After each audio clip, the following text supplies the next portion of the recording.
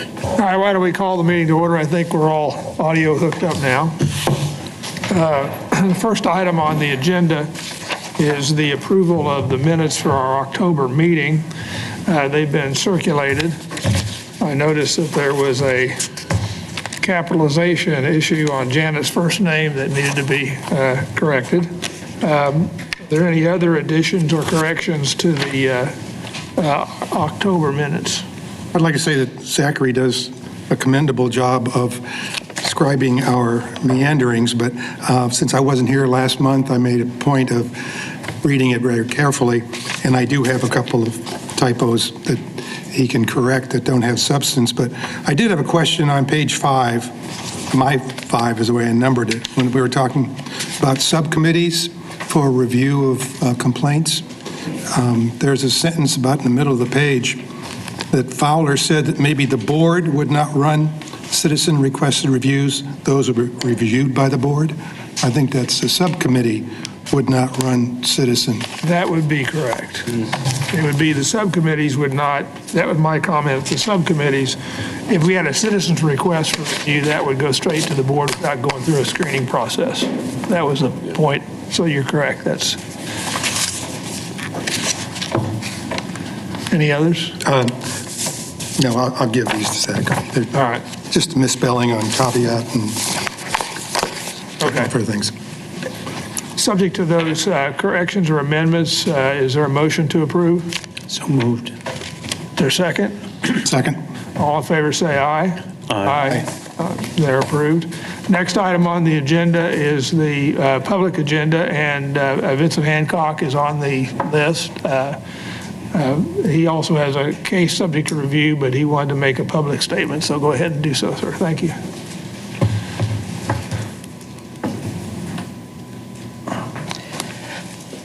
Hello, my name is Vincent Hancock. I apologize for the timbre of my voice, but sometimes when you go to the holidays, you pick up good food and you pick up some other things, so I came prepared. And of course, you'll be able to ask for more details about any of this during executive session, but I did feel that some things need to be said in the public comment portion. Neighborhood association leaders in Wichita are often called upon when residents don't know where to turn. We're trained to observe and report to our law enforcement officers and MABCD code enforcement officers, also known as inspectors. For 27 years, neighbors had reported problems with a vacant home in the 1300 block of North McLean. In July and August alone, WPD responded to 9 incidents, including a dead body found on August 8th. On August 18th, just 10 days later, Councilmember Ballard notified me that the McLean house was being demolished. Later that morning, just about an hour and a half later, I visited and took an establishing shot photograph of the house from the 13th Street Bridge. And if someone says, oh, that's not newsworthy, 2 weeks later, this exact story was covered by a local TV station. While standing on the 13th Street Bridge taking the establishing photograph, I observed that there were 3 people on the grass near McLean engaged in a conversation. I proceeded through the crosswalk and traveled over to where they were at. When the code enforcement officer noticed that I was taking pictures, they made multiple demands that I leave the easement for my safety. I was standing right next to where they had been. I asserted my rights not once but twice by answering, "You're incorrect. I'm allowed to stand on any sidewalk as long as they don't block the driveway."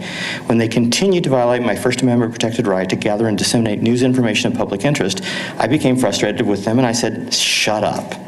She then retaliated against my protected speech by calling 911 and falsely reporting me as trespassing on private property. I continued to stand into what I believed was the easement while questioning why an obvious construction zone had no warning cones, no boundary tape for my safety. When law enforcement officers B and C arrived, Officer A added to their false claims by stating that I was blocking the construction equipment's access to the driveway and that I was video recording them.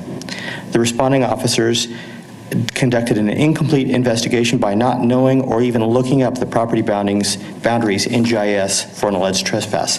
There's not even an easement on this property. It goes directly from the property boundary into the area that's publicly owned for eventual McLean expansion. Under color of law, both of those officers attempted to unconstitutionally trespass me by while I was taking news photographs while standing on public property, and they issued illegal directives for me to leave the private property while I was actually standing on public property at all times. Officer B refused to provide an incident number upon request, initially failed to create a written report documenting his enforcement actions pursuant to Regulation 3.911. I've been trained by my community policing officer that officers, if they do respond to an incident, citizens should demand a number. Officer B refused to request a supervisor upon request in violation of Regulation 3.303. Officer C failed to fully identify pursuant to Regulation 3.301 by omitting their first name from the slip of paper that they included with the eventual incident number. Afterwards, a senior officer remarked, "You can't expect them to know the law." To which I question, if I can't expect a law enforcement officer to know the law, who can I expect? More later. All right, thank you, sir. Is there any other public comment? If not, we will move to the staff report. Captain?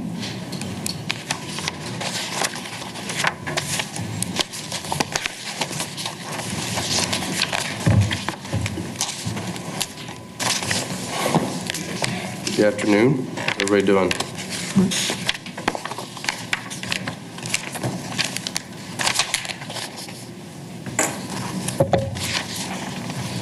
We'll start with the complaint graphs that we usually go through every month. And on the finalized complaint sheet from October 1st through October 31st, 2022, there were 49 total finalized complaints. 27 of which were external, 22 of which were internal. The complaints were spread out through the bureaus again, as always, with the number of employees investigated at 57. The directives on the second page of this, the allegations with directive numbers, the top ones were 3.1301B with 22. The general duty responsibilities 3.916B, and contact with citizens 3.202B. Of the external findings of the 22, or there were 22 unfounded, 8 exonerated, no violation 5, non-disciplined education, pushing minimum 3, not sustained 2, and sustained stipulated discipline, 1. On the internals, there were 2 exonerated. The violation was withdrawn 2, non-disciplined education 16, stipulated 4, and sustained total of 4. The year-to-date finalized complaints, January 1, 2022 to October 31, 2022.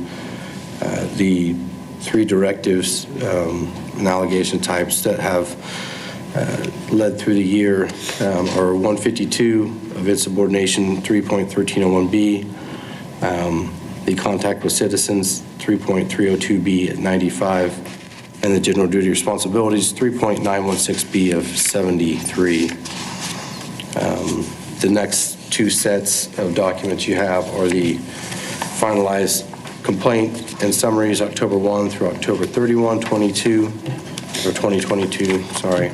And then the finalized complaints that is in the spreadsheet with the colors that you have.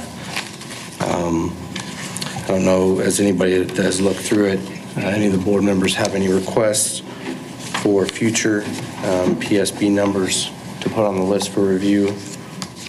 I do. I noticed there's 21 PSB 5270, a use of force at an officer-involved shooting. I'd like to pull that case for review. And then there are 2 cases, 22 PSB 4633 and 4634. Do those involve the same officer?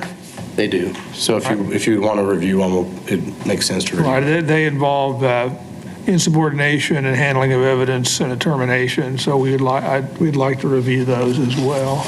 Okay. Are there any other, on the current finalized complaint summaries people would like to look at? On the month prior report, under internal findings, the sustained resulted in termination? Was that 4 sightings or 4 individuals?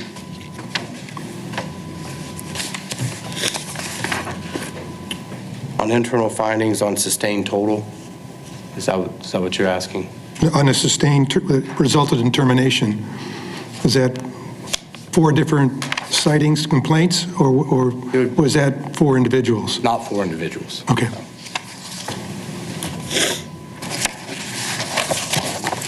I have a question on the graph here. So it's the second page of graphs, right?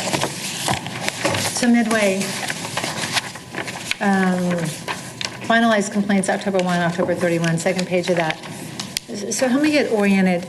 Midway through, it has external findings and finding type. And then it's like the same information is documented then also in the orange box. So external, internal, Yeah, it carries down. It's the same okay, thing. That seems like extra work.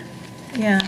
Well, so I think when the report runs itself, how they have it set up, when you put in the directives and the things that you're searching for, that's how it pulls it down. I don't know that you have to go in and add that, if that makes sense. The pie charts just give you a quick read on what the percentage split is amongst all the incidents. Here again, I feel like this is all still without context of race and gender within the department on the internal findings. You know, I really appreciate that a while back you started entering like gender and race of officers So on the first page. Right, but there's no context as far as, you know, of the police department, how many are black females? What's the percentage, right? And then we So could you do seem to percentage. breakdown of the department percentages. Yeah, that would be helpful. And then I don't know that I really care if they're exonerated so much, but if there's, you know, findings, I think that's also relevant. You know, like are more women, are they subject to more of Meaning these internal sustained findings? investigations? Yeah. Out of proportion to the rest of the department. I mean, we have no idea, right, without this context. Okay. And just because I say it doesn't mean it's a mandate to you. I don't know what the board says.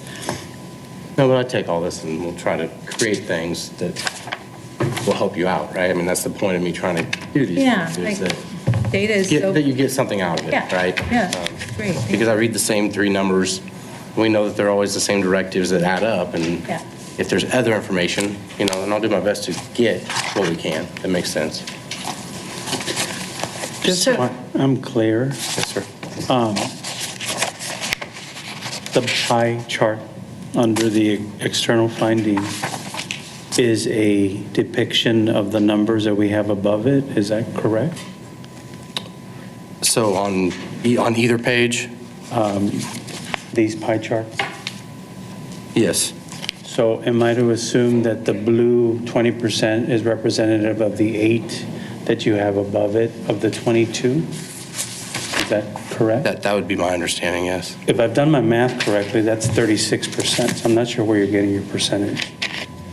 You know, I have to look. I don't know how I'll answer that for you, though. I'll find out why the percentages aren't matching the number above. I don't know what the answer to that is. Just a quick look at it, and it didn't quite match up. I will look at it because I don't have the answer, sorry. Well, I'm not trying to put you on the spot. I'm just trying to make sure I understand what's being depicted. That's what I think it should be, yes. I think this should be the total of these numbers here and what the percentage represents. If it doesn't, I'll make sure we get it corrected. Okay, thank you.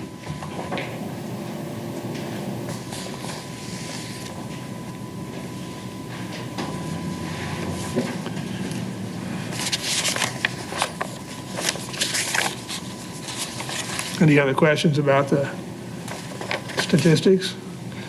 Captain, we had the chief was in here right at the beginning of the meeting, actually before we started the official meeting, and made reference to the policy question that grew out of a question that Twyla had raised a couple of meetings ago, actually, I think, about some policies that weren't posted. And so we're on the record now, so to speak, and we ask you to make inquiry and try to find out what happened. So can you explain? So the policies that wouldn't be on the public site for public view are something that has been deemed a critical policy.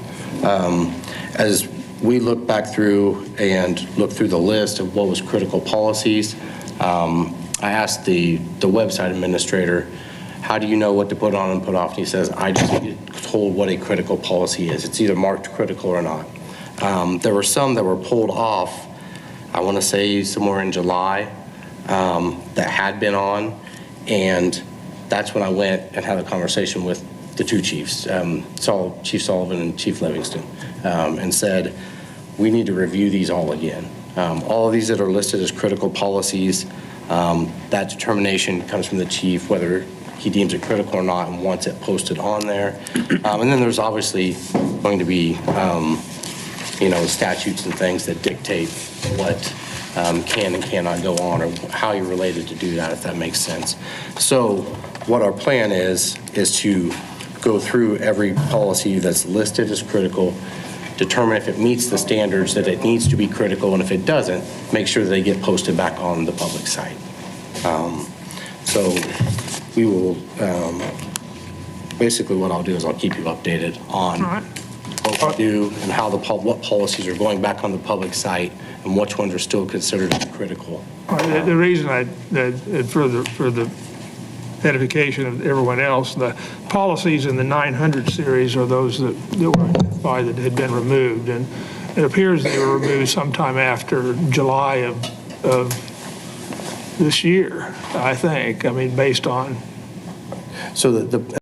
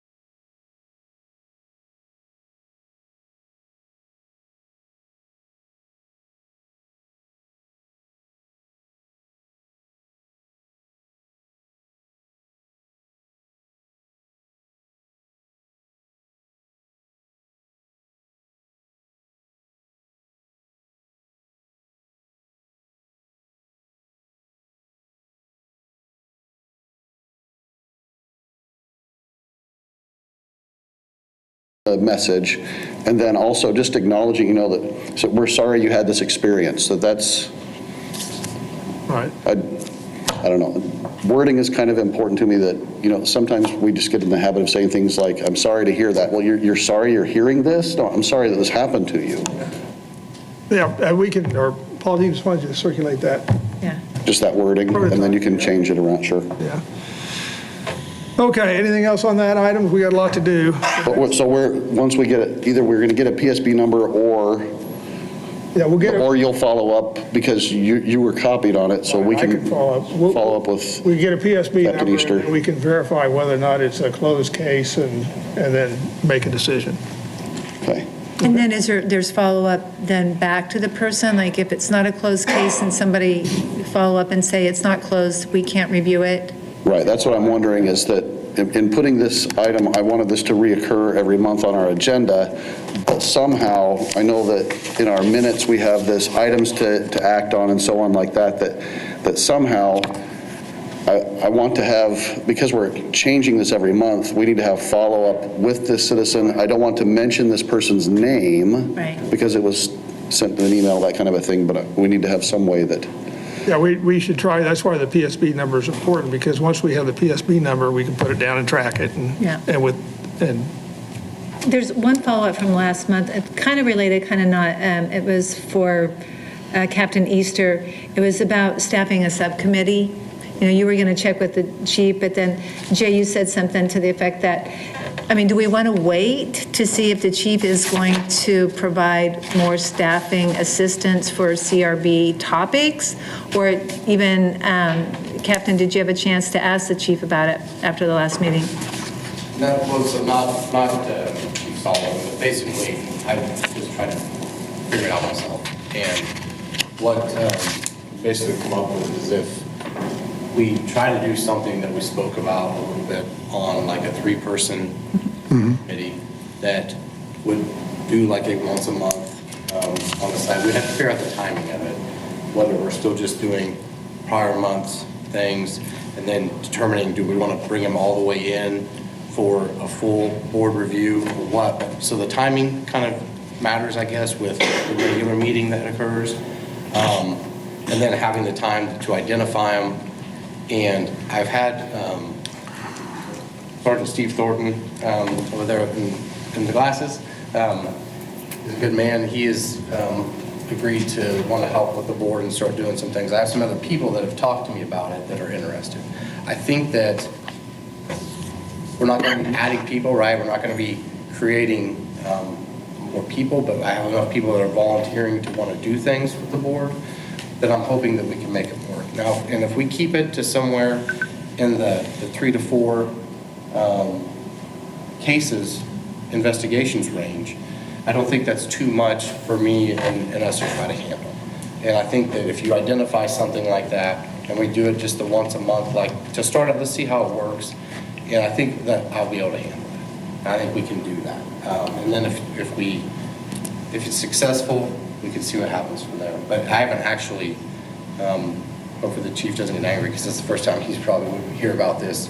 I just didn't bring that up, but I spoke with Jay and just basically said, I think that I have enough, I will be able to handle doing something like that. So if we keep it at that to start with, I think we'll be okay. And the idea is if we do this, that maybe we could potentially double the cases we review, because we'll pull a case that we think might be interesting or we'll identify, we'll put it on this subcommittee list. They'll go look at it and realize this is not a big deal.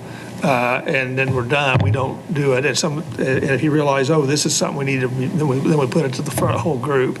And the thought process, if a citizen has complained and wants it reviewed, that it wouldn't go through that process. We would just do it that way. And I think if we keep it at the small group level where we don't have to have everybody here and recording and doing all that, it cuts our staffing down that we need to do it. And me or one of the people that is going to help the board can cover it.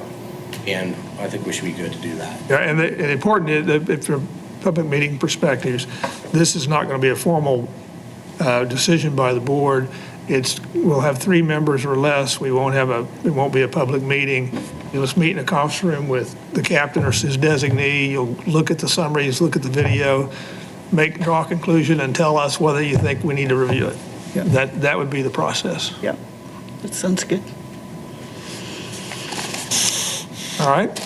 So I wanted to go back just to clarify here, because we're starting this new process with the emails and so on, so with this email that I've requested a PSB number for, should I take responsibility to make sure that we get that, since I initiated that I will be the one to continue to follow up until either the citizen emails back, or I will get in contact with Captain Easter and give this information and so on, and we can try to identify if there is one that exists? I think if you acknowledge you're responsible for the follow-up content, Okay.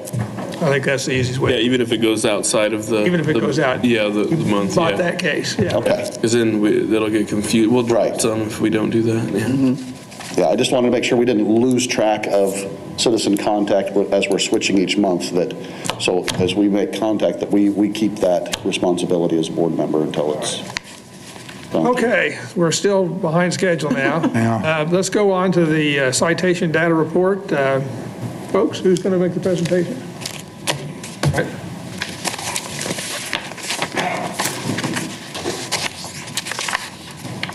Good afternoon, board members. My name is Richard Dane. I am a crime analyst here with the Wichita Police Department. My presentation will be over the content that you have in your handout. And then additionally, I will show you a product that I have created internally to create that handout. Therefore, we can start the discussion on how to improve that handout for future presentations. That way we get the data that you need. So, give me 1 second.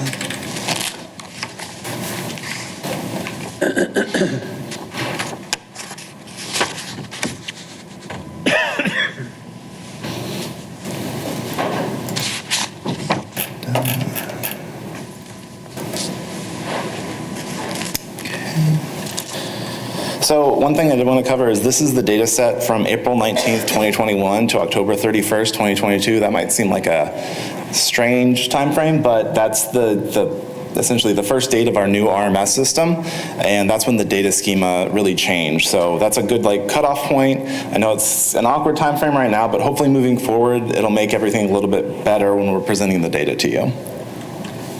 The presentation, because we still have these, I'm going to go over what a traffic citation is relative to the data set. I'm going to talk about a few different things like human error, ethnicity and race, and then I'll present the data, and then we can have some questions and answers.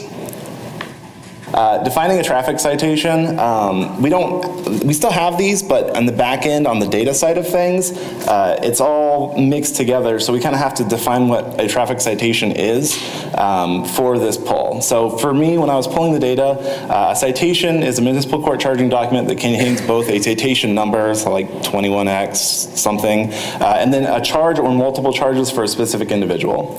The charges that are defined in this are defined by the City of Wichita ordinances in Title 11 traffic, and they exclude, that last paragraph, they exclude citations that consist of parking or pedestrian charges. So those aren't in this data set.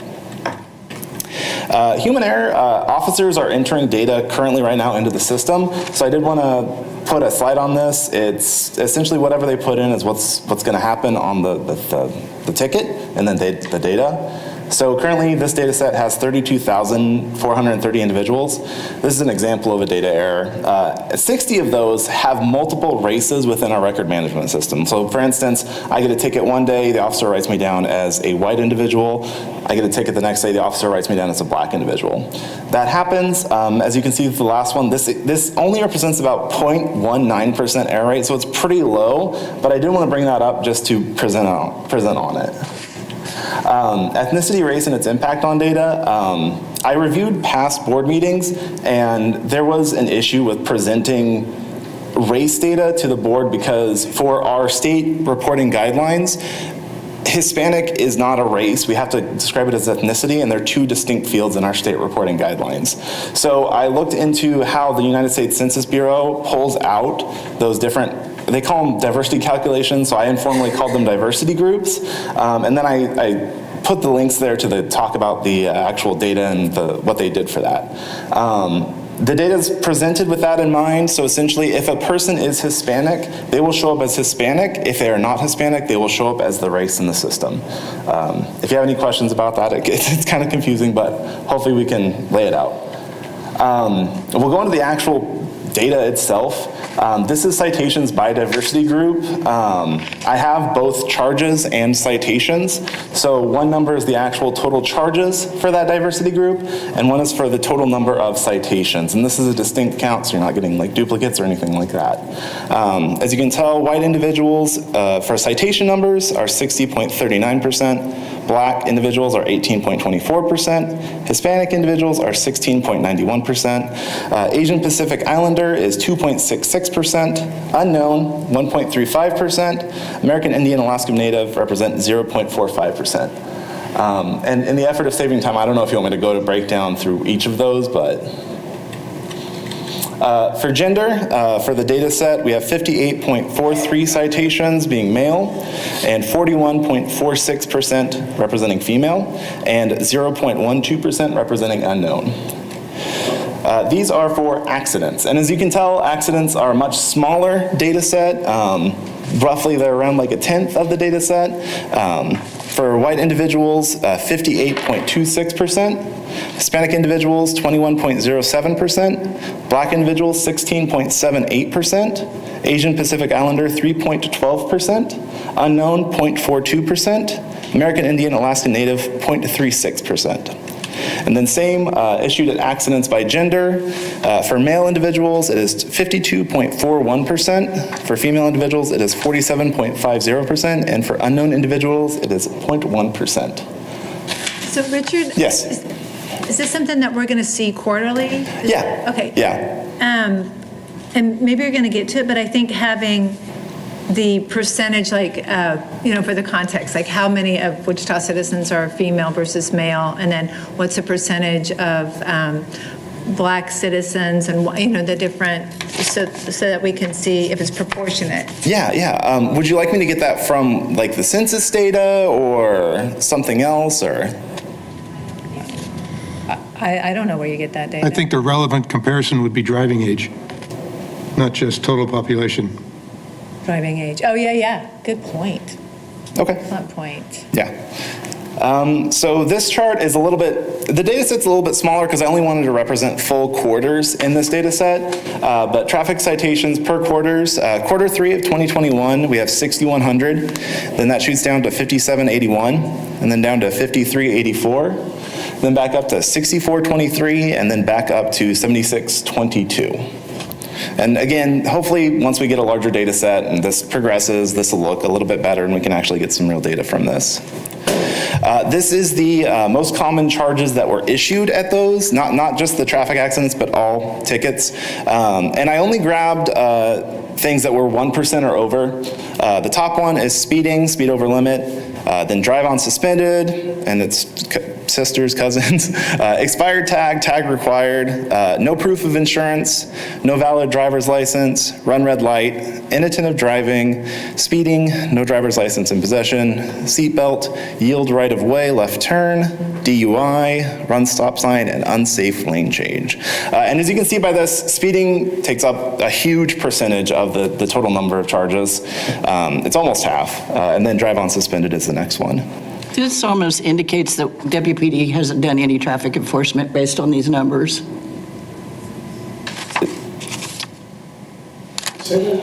It looks like compared to numbers in the past, when you look at these numbers from April of 21 to October of 22, why are they so low? Like the running the red light, and I know when you were doing traffic enforcement, Brian, oh my goodness.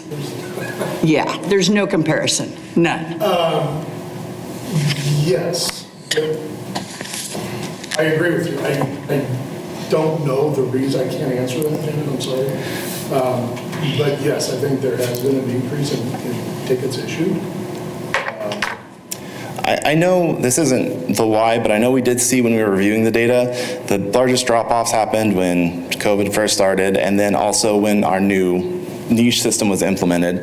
Both of those things, probably people working the system, issuing out tickets. So yeah, and I agree with you. Hopefully we can, once we start seeing this, we can see that number trend up or trend down and make some actual comparisons on that. I think also, weren't officers allowed to start issuing hard cards again? And when I say hard card, hold that, Richard, please. That's the hard card. Yeah. Versus, Take a mic, we can't get it on the recording. so, to answer your question, I think you might see an increase in numbers because officers were allowed to start using these again versus stumbling through the new niche. Yes. And it was quite a complicated process. Can you, okay. Thanks, Brian. Yeah.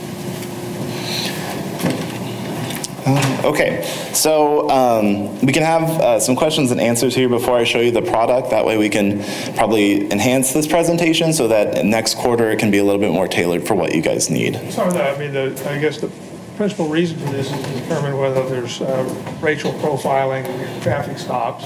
And so in the past, I think, and Walt Chappell can probably speak to it, we've seen data that shows that you have a racial breakdown for different kinds of charges. Do you still have that? Yeah, if you want me to, I can show you the product really quick.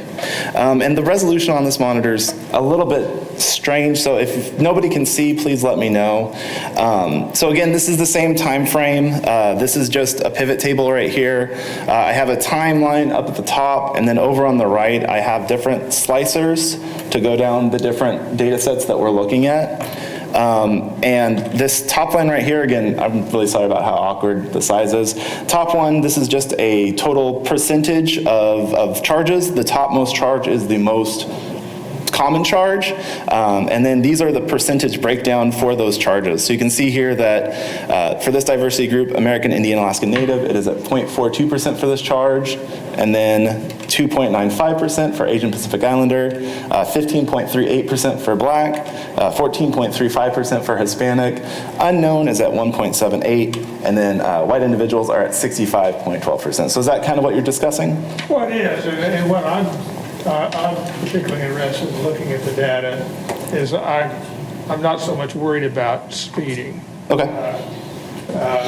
What I think in assessing the profiling issue is those kinds of violations like proper lane change, rolling stop, license tag violations, those kinds of things where might suspect could be used as a reason to pull somebody over. Okay.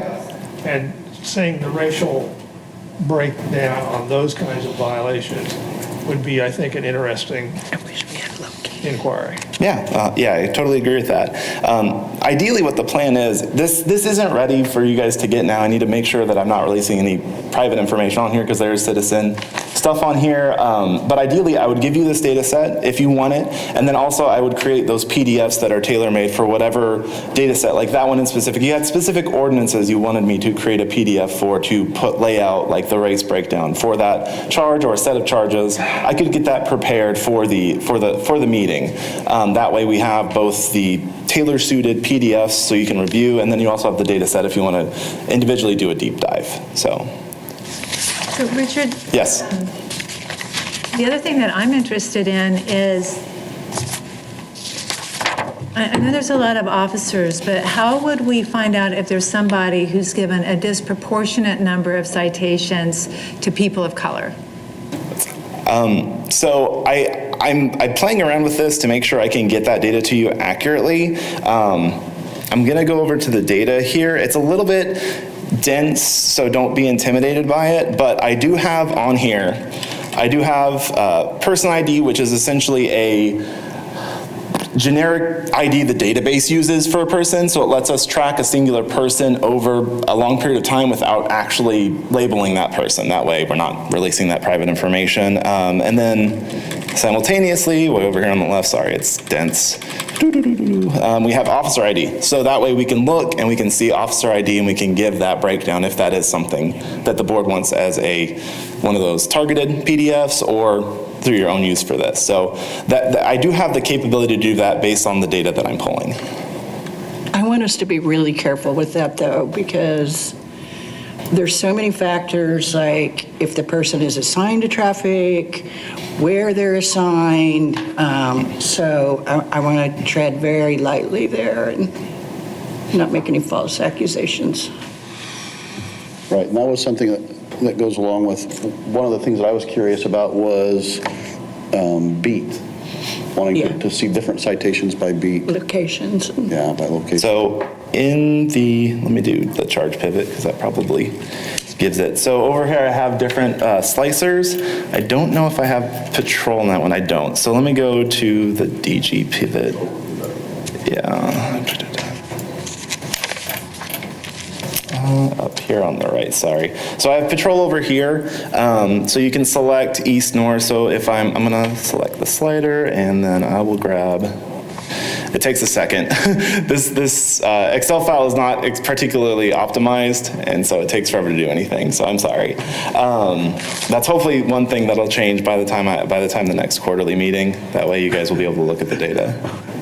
So now I'm looking at this with just the north and also this blank one, which is unknown, which is when the system can't geocode. It'll just throw them in there as an unknown location. That's also a very small percentage. So we can see here, this is looking at, why aren't you scrolling down? There we go. This is looking at the data purely for Patrol North for the time frame. And then with like the timeline up here, if we just want to look for, let's say we know we're just carrying things for December onward, we could slide the slider. I'm not going to do it because it's going to freeze up the program, but we can slide the slider all the way to December and just get things from Patrol North from December onward. So is that kind of what you're looking for? Okay. And we can do, I didn't do it because there's a lot of them, we can do it by specific beats or sub-beats too. So as long as they geocode properly in the system, which a majority of them do, you'll have that data. For the reporting on race that you mentioned, it could be human error, but it's the police officer that decides. They're just looking and they just make a judgment. Yeah, and because I don't know, obviously, I'm just an analyst, a civilian, but yeah, a lot of it might be they stop somebody and, yeah, do you want to talk on this? Yeah, yeah. Just, a lot of us can speak to it also. We use, a lot of the time, what's on the driver's license. Okay, so we have the driver's license, 8 times out of 10, and we'll just use that information.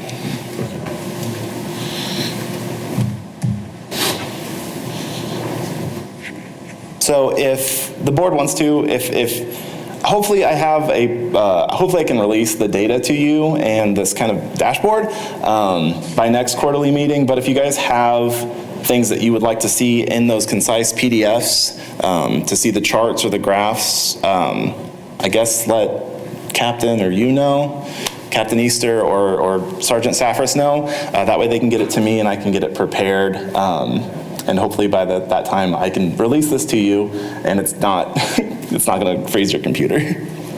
So my question, I guess, then is, so however we need to find out if we can get permission to be able to get that, why do we need to wait until March or April or whatever to be able to get this? You don't necessarily need to. I need to do another scrub through to make sure I'm not releasing anything I shouldn't. Right. Yeah. Get that. I mean, we don't need to wait for the next quarterly meeting for that, right? We meet every month and we've got emails that we can get as soon as you get permission. Did you? Yeah. Did you just? Yeah, no, I don't know when you guys need it, so, yeah, no, as soon as it's. We've all got emails, we don't need to wait for the next meeting. If this is a digital file, even if it's too big, you could put it somewhere in the cloud and give us access to it. Yeah, that's not a problem. I need to go through the data, make sure I'm not releasing anything and optimize it, so hopefully it's not taking up so much RAM, but yeah, I'll be able to send that out as soon as I get it done with the data set of this time frame, so. Okay. Yeah. Because we've been waiting a long time for this. Yeah. Yes. And we appreciate, at least I appreciate, this is, It's very good, well done. yeah. Although I did check my license and it doesn't say anything about, it doesn't list my race. I don't know if I have an out-of-date license. I actually do because I renewed on my birthday a couple days ago, but.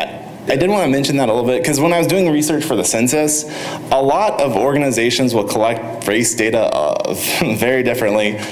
For us, we don't have to, but our system follows the guidelines listed by the state, the KIBERS, that's the Kansas Institute, I forgot what the acronym stands for, but it's essentially the state. And our options for that are Asian Pacific Islander, Black, American Indian, white, or unknown. And when I was reading this, I was looking at some of the unknowns because I was like, why do we even have any unknowns if you're giving a ticket to somebody? Some of those were people where they just didn't know what to put because it was like somebody who was like Middle Eastern or something like that. So they didn't know what to put there. So it can be kind of confusing when comparing not apples to oranges, but different government structures and how they classify race. So. Well, then really, if we're looking at racial profiling, it's not necessarily how the person identifies, it's how the officer has identified them, right? That's what's important to us if we're looking for that. And Sean, I just looked at my driver's license. It's 3 years old and there's no race on there. Maybe the new ones have, Not it, how yeah. new. Listen. I realize I think it's just complicated because if you're Latino, you can be black black and white. Yes, There's a lot of, there's because the census data, they go really in depth with it. It's a really good read because you're losing out on a lot of ethnicity information when you do that, when you group them like that, but it's hard to present the data in any way that's feasible while representing both of them, because then you have double charts essentially. So there is concessions that we have made to present the data, unfortunately. That makes sense, yeah. I sense that Richard is willing, so I'd like to formally request that we receive the WPD traffic citation data with respect to race and gender on a monthly basis.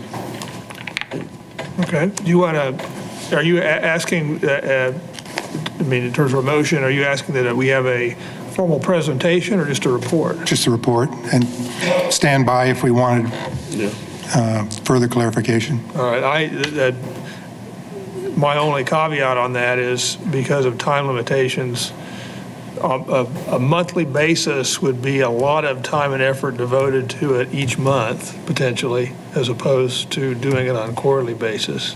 Well, if he has it set up on a pivot table, it's... Right. I mean, if it's just getting a report and not having a discussion, Right. No, that's different. It's something they can just email. Right. They don't even have to bring it up. make it available. Maybe we bring it up quarterly and we're able to review it monthly individually. For me, this is great, and I don't want to discount the effort. I'd like to know within the North Bureau what the racial profile is of that area as compared to this data. Gotcha. Because we can make all kinds of innuendos, but I'd like to at least try to get as close as we can get to this idea that there may be this occurring based on data rather than assumptions. Yeah. Is there a way for you to extrapolate some of that information so that we use that as a baseline? I don't want to say, like, promise or deny anything, but it's kind of difficult because the census data is just kind of an aggregate for Wichita, and any data that I'm able to obtain is going to be from police records, so it's only going to be, the sample data is only where police were involved with something, so I don't know if that skews it in one way or the other to make it be like an actual representation. Well, and I mean, like in the North Bureau, WSU's there, so you have a lot of commuting students, so there's a lot of fluidity. So based on whoever gets stopped, there's that assumption that it's in that area. So then there are those that would say, well, the north area is predominantly XYZ. Right. But there's that fluidity, there's all these other pieces that we need to consider before we start making assumptions that may not necessarily be valid, much less supported by the data. So, I mean, I appreciate where we're headed.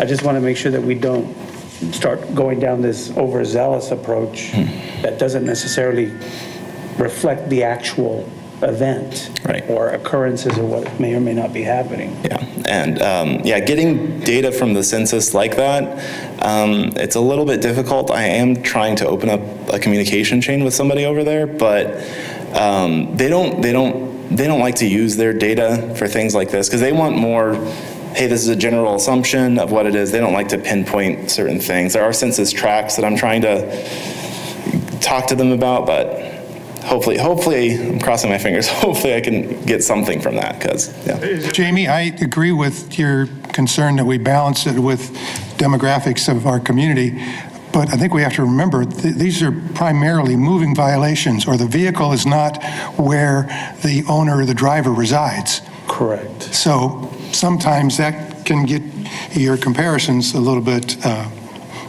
convoluted. Is the data, census data organized by zip code? I have to double check on that. It's census tracts. I do believe it is by zip code, but I can do more research once because that is one thing that I failed to do at the beginning of this project, and I picked it up more later on. So I do need to do more for that for the next meeting. But And the follow-up question, has the department attempted to make any reconciliation of this data, to evaluate the data, determine something looks askew or not? Can you say that one more time? I was asking if the department has taken this data set and attempted to evaluate the data set to draw some information or conclusions from it. So, I guess, the answer is really no, from the standpoint of, we have not had a discussion talking about that with the chief, where we take that versus crime maps. Have we taken, you're talking about geographical areas and things like that, and you start talking about our larger percentages of tickets written in high accident identified locations, are more citations written in high gun crime areas. So we haven't overlaid those yet, no, to see if that is occurring or not. It's something that I'm not going to, I don't want to speak for Richard or for Brian, right, because they are the experts in this, but that's something that I know I have not done, and I don't believe we've done as a department yet. We've completed this, and then now we haven't taken any of that other crime statistic tech data and put it into there. Policing in general tends to go to where the crime is, right? So I typically your citations and your things like that go to where those areas overlay. That you're not going to see outliers outside of that. Or where there's traffic crashes. I mean, fatalities are up, right? And so you're told that as you're talking about your top violations, speeding, run red lights and stuff like that you're hopefully hitting those within those high accident areas. So, Richard, your source of census data, that's not city, you're not getting it from the city, right? Is it national? Mm-hmm. Yeah, it's the U.S. Census Bureau, yeah. I haven't actually pulled any data yet. I've just grabbed like the generic numbers, so yeah. What I'm wondering though is if the city might have demographic data by their districts. We do. Okay, It's and on then the planning side. how the districts, and I don't know if they measure up well to bureaus, and they may not, but that might be a place Okay. to start. It's a starting point, yeah. The city might have something. Yeah. Well, why don't we try to shoot for a regular report on that? Walt, do you have some comments, or do you want to make some, ask questions or comments? And if we try to keep it, we have some cases to review, including some citizens who want to make a presentation on a case, so let's see if we can get done in about 10 minutes. I wanted to thank you, sir, for preparing this and putting it in a pivot table. That's very helpful, Brian, to have that kind of data so you can manipulate it. And it's very impressive work. Thank you for doing that. You're welcome. My concern, as I've shared with this board before, is that you can't manage what you don't measure. And we have a situation where this board in February of 2021 made the request for quarterly reports. In your minutes on page 4, it says 2022. That is incorrect. That needs to be changed. It was 2021 when this board voted unanimously to have this kind of report done. And what I've shared with each of you is some actual examples from data that I and Dr. Berzer have put together. From previous analysis from 2016 through 18, that was 137,000 citations. And then we had another 2-year period from 2019 and 2020. So Dr. Berzer and I have come up with some reporting formats that I think will be much more effective in providing you with the data you need to track how enforcement is being done throughout the city. And one of the first ones I want to bring to your attention is this moving versus non-moving violation. It takes a little extra time, Richard, to do this, but you've got the data now broken down by race and by violation. And what this does is allow you to aggregate. For example, you have no driver's license. That's what DL stands for, is driver's license. That's the column here on this page, DL. So under DL, it could be suspended license, no valid license presented. You have 3 or 4 different categories. Combine those, and you're going to see much more of the actual distribution of citations for that piece of paper in somebody's pocket. It has nothing to do with them causing an accident or being reckless on the streets of Wichita. It has to do with a piece of paper. And we do know that from all the period of time when Norman Williams was the chief, they were writing tickets right and left. We had so many given to black folks at that time that they are much more disproportionately used. In fact, 50% of all the driving on suspended license violations this last 2 years, 2019 and 20, was for that one violation, driving on suspended, of black people. They're only 11% of the population. Very disproportionate, okay? So you have the defect, that would be tail light, it would be cracked windshield, whatever. Those things you'll find, if you aggregate those, you have various violations. Bring them all together, one figure, and you'll see that one. The tags, that's fairly easy, okay. No proof of registration. Okay, so on the right-hand side, we have the moving violations. And this is really where you start seeing things that will cause an accident. Turn signal, speeding, failure to stop at a stop sign. We know that these are things that cause accidents. So if you combine those, you're going to see in the aggregate data, there's about 200 different things that an officer can cite somebody for. These are all the state codes and municipal codes. They can pick and choose whoever they want. They've got somebody they can pull over. But if you look at these and pull them in to data that you see, this is by year, you can do the same thing by quarter. Okay? You've done it for a period of time. Thank you for doing that. And you broke it out by quarter. This kind of analysis you could do and share with this board quarterly, and you can see the trend. You see if you're getting any better. Okay, and what this shows is that white folks are much more likely to have turn signal violations, to speed, and to not stop at stop signs. But they're not given twice as many tickets. Blacks in this city, and your data shows the same thing. You had 21%, correct? For which one? Of the total citations and charges. And it turns out that they're only about 11% of the population. I want to bring your attention to another sheet that Dr. Berzer put together. One pager. This tells a lot. And it comes back to your point, Dennis, about how do you get some idea of the black population compared to the rest. Now this shows black and white citations. Now, I've shared this with you, Brian. We had a chance to discuss this several months ago, actually. But you're going to see on the far right column, it has a relative risk index. This is what Dr. Berzer and his graduate assistant worked on. Very helpful information. You're going to see that driving on suspended, that's the one that's highlighted. The blacks are almost exactly half of all the citations given. That's 6.5 times higher for black drivers. 6.5 times higher. When you look at no valid driver's license, for just that one, it's 6.5 times higher. And again, blacks are almost exactly half. This has got to stop, folks. This is what this Citizen Review Board is about. It's being able to have equal enforcement of the laws of our city.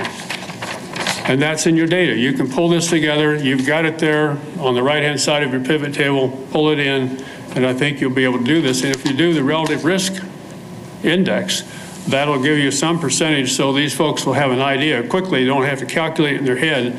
It's right there in front of you. The next I want to bring to your attention is the accidents and citations by race. Now, this document will give you, again, a one-page summary, but it takes a little time to pull it together. And again, breaks it down by race, and I'm glad you figured out some way to bring in the Hispanic and separate it out from the white population, because on this data we got, it was all lumped together. But what you're able to see is the number in accident and the percentage of accident by race, the total citations, and the number of citations overall. Similar to what you've done, but it breaks it down in relationship to accidents and tries to see, all right, is there a pattern here? And what it shows is that blacks are no more likely to get in an accident than white folks, but they still end up with twice as many tickets. Hopefully that will change and you'll get the data that shows it. And one of the other documents that I've shared with you, and hopefully you'll put in this quarterly report, is where these accidents are occurring. When you rank order the 20 different accident locations from 2016 through 18, 80% of them, 83% total, right here at 20 intersections. Now, you're stopping people for speeding, and we got them for driving on a suspended license or whatever. You had up a major increase from when Gordon Ramsay left, I think it was in March, till this time that you show, you're up to 7,200. It was down to 5,300. I don't know why that big increase, but maybe there's some folks that say, well, we need more revenue, we need more stops, whatever it is. But it doesn't make any sense, because here's where your accidents occur. There is no correlation whatsoever between the number of citations issued by the police and safer streets. That doesn't happen. They weren't speeding necessarily going through these intersections. They may have run a red light. More than likely, it had to do with no turn signal available, not a long enough yellow light to clear the intersection. There are a variety of signage issues about off-ramps, for example, being able to say, all right, here's where you get off at Seneca, in time for people to make that turn, get into that right lane, and do it without running into people. So I ask that this board consider adding at least these 4 to that, and then include it in an executive summary. Summarize it. Nice that you've got a presentation, but pull it all together on one page so these folks and anybody else that reads it will have a good idea of what it is that you've concluded. I share those ideas with you folks, and hopefully they'll be implemented as part of the overall approach to providing you the data you need to manage this issue. Are there any questions? Thank you, Walt. Thank you. Welcome. I think we'll wait for the next, unless someone has a question or further action, I think we'll just wait and see the next report. They'll take into consideration the questions asked, and then we'll move forward. Well, can we at least have some discussion about adding some of these things to his report rather than just duplicate what's already there? This report so far is very, very superficial. What you got today doesn't make a whole lot of sense. If you'll include some of these things, you'll have a chance to actually have some meat on the table. Well, we can. If the board wants to make what I would like them to do is to take this information, go back, sit down and have Richard and the others evaluate how best to put it together, and then try to package it in a format that makes sense with their data and includes some of this information, but without detailing to them line by line how to do it. That's my thought process. But if somebody else thinks we ought to do it differently, then speak now. And I will tell you, we've got a whole bunch of stuff stacked on the agenda, and so I'm trying to move it along. One advantage that I see to keeping at least some of these is that we have data going back quite a ways, as opposed to saying we're starting right now. for the, I can't remember what date you had said that we started, the April something. April 21st, or Yeah. April 19th. An advantage that we have then is that this data has already, we have this going back to 2016, right? Is that what it was? Something like that? That we have that now. If we keep at least some of that the same, if we don't, this other data, we're looking at two different things. I think there's some advantage also to looking at how Dr. Berger did his presentation and making it consistent or aligned Right. so that it's comparable. I think that makes a lot of sense. And I mean, I do think the accident locations, and I think a listing of the different kinds of violations, and particularly the non-moving or the, as I said in my question, I'm not worried about speeding violations. And I'm not worried about even the race of the speeder, because I'm worried about racial profiling in are you pulling somebody over because they're black? Is that the reason? And I think you see that in the data for, did they not signal their turn? Did they have a rolling stop? Did they have a defective light? Those are the kinds of things that I think that's where the officer identifies failing to pull over to the right lane after a turn, which are maybe absolutely legitimate violations, but those are so easily, the officer has discretion. And so that's the kind of data set I would like to evaluate. Can I speak to that? Sure.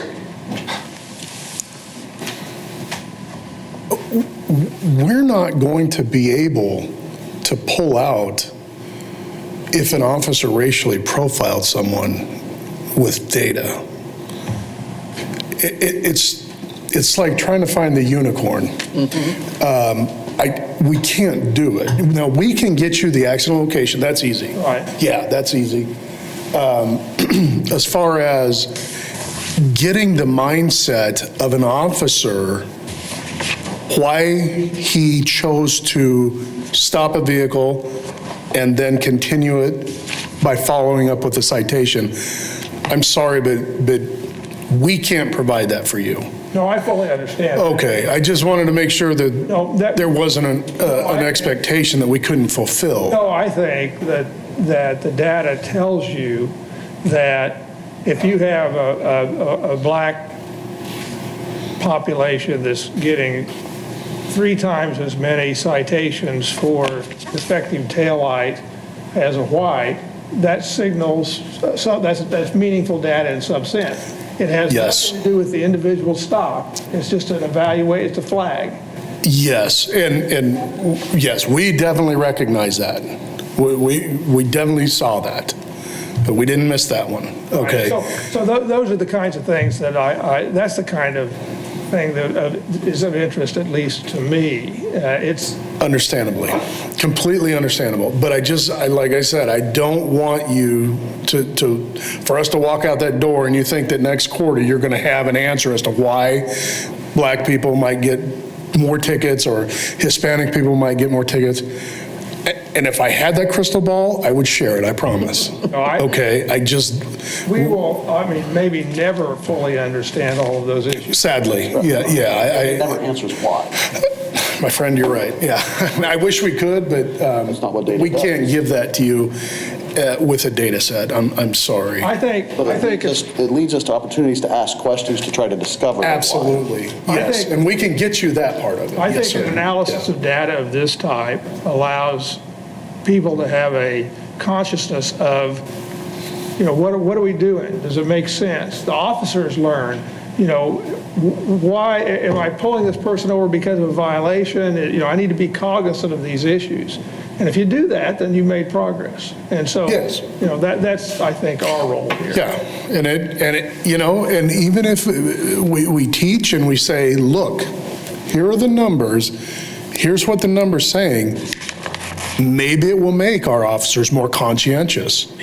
And if they are slipping, it might straighten them out. Okay? And they're making poor decisions.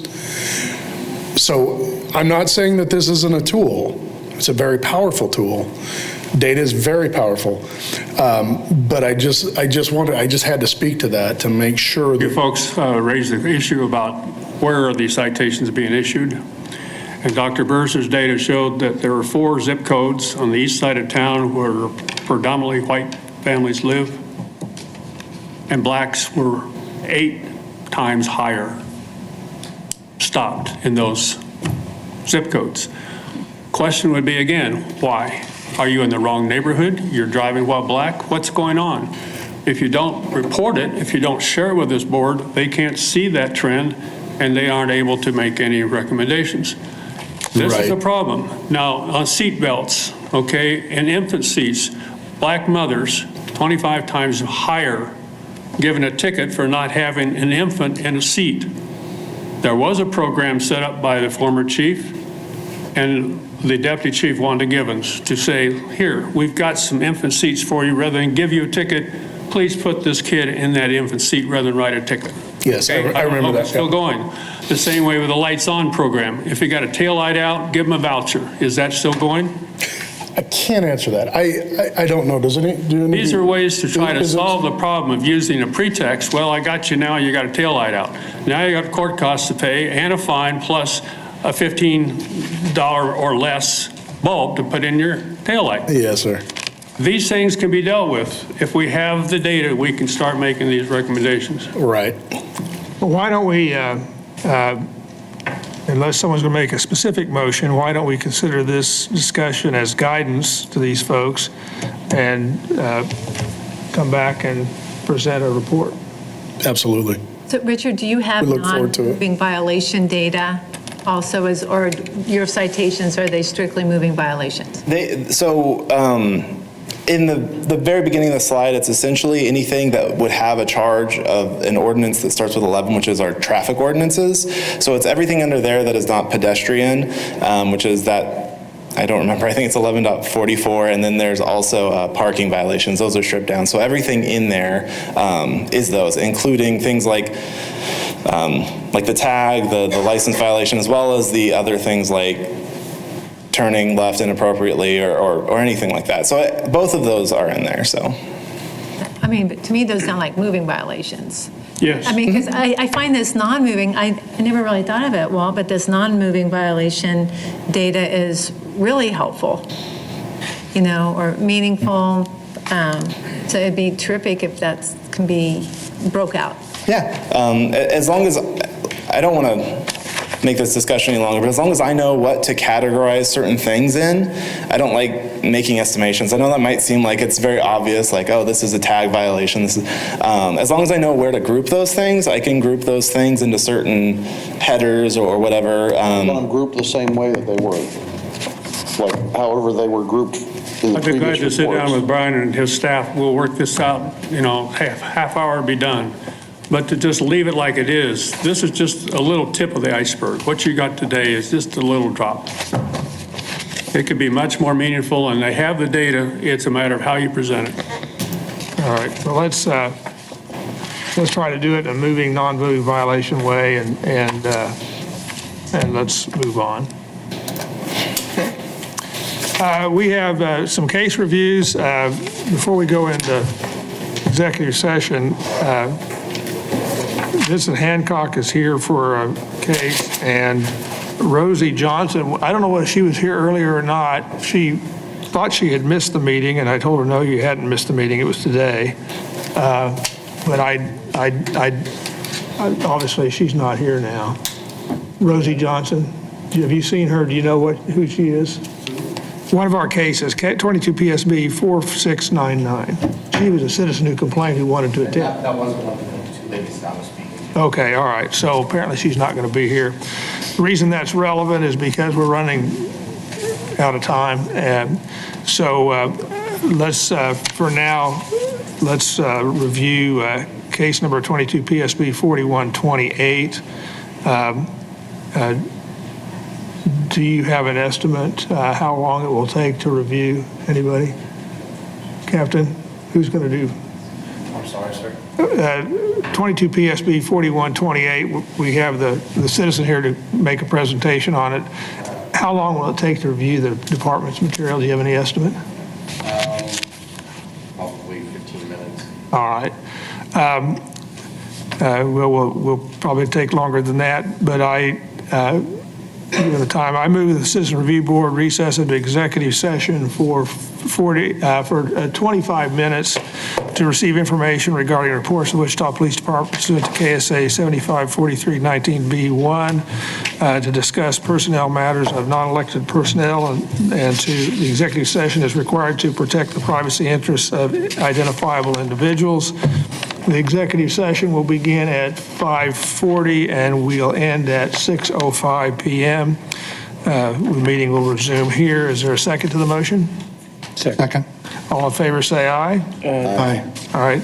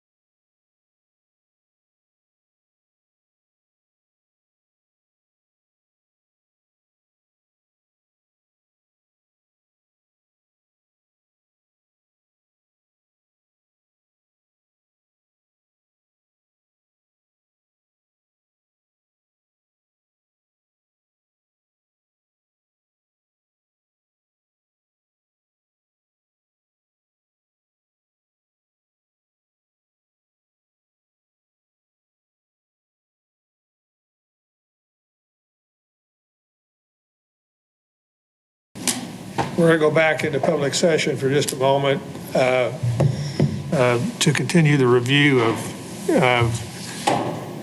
case number 22 PSB 4128.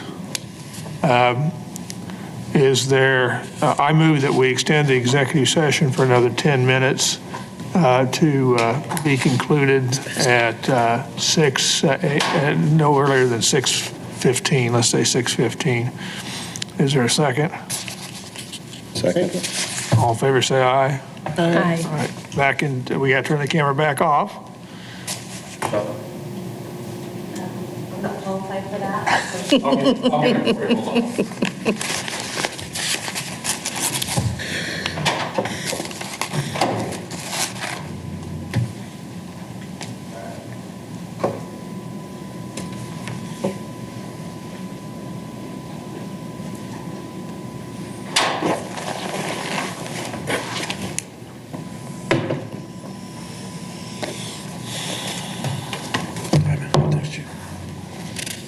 I don't know if you got my email, but I sent it at 4 o'clock, so I didn't have any other way to contact you. Oh, I saw that, yeah. Okay, good. No, I didn't see it until after you were here. Oh, okay. I saw it.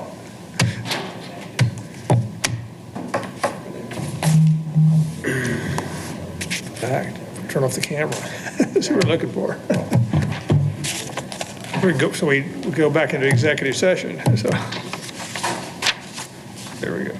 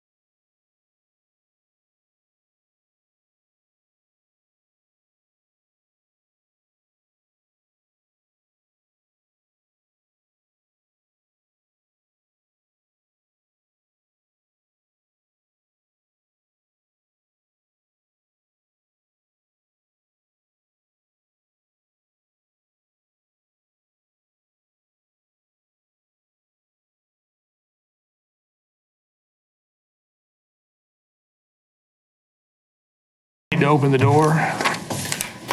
We're not doing the other cases? What? Are we doing the other cases? Yeah, it's 6:15. We're losing members. What? The camera's back on. You want it off? Right, no, leave it on. I think we're going to have to defer the other cases. We're losing members and It will be, just on that last one alone, probably a good 45. If- I thought so. Just for review, just a reading and talk, at least 45 minutes to it. All right. All right, we're now back in public session after having reviewed case number 22 PSB 4128.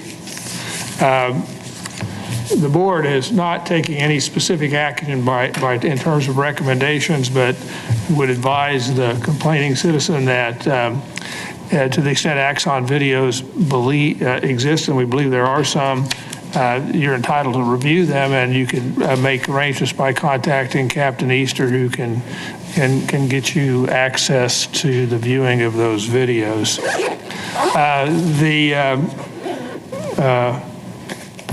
There were two other cases set for review, but in view of the time, I suggest that we defer the review of 22 PSB, oops, that's the wrong one. 4699. 22 PSB 4699 and 2369 until our next meeting. Is there any new business? I appreciate guidance on if there's topics that come up to go ahead and send them to you, for the next meeting. Right. I was a little unclear because I thought, do I have to send it to everybody because I want to make sure that any communication, there's rules, right? We have to follow, we can't discuss. The rule, you can copy other people. What we cannot do is we cannot make decisions in group emails. Okay. And so what I would suggest you do is you can send it to me, you can send it to me and Captain Easter. I think that's fine. And I don't have any objection to, I think we may have lost our quorum. Does that mean we can't adjourn? Wait a minute. I have no objection to you folks talking to him and asking the questions, and that's fine. I'd like to know just so I can keep track of it, because we try to build the agenda, but other than that, please do. Well, having anything else for new business that we can't decide because we lost our quorum? All right. Apparently, I have the authority to recess the meeting. And so we will not have a motion to adjourn. We will simply recess. Okay. Thank you. Thank you. Thanks, Jake. Can I still talk? What? Still talk to you? Just thank you. I know that you have a challenge trying to get us out of here on time.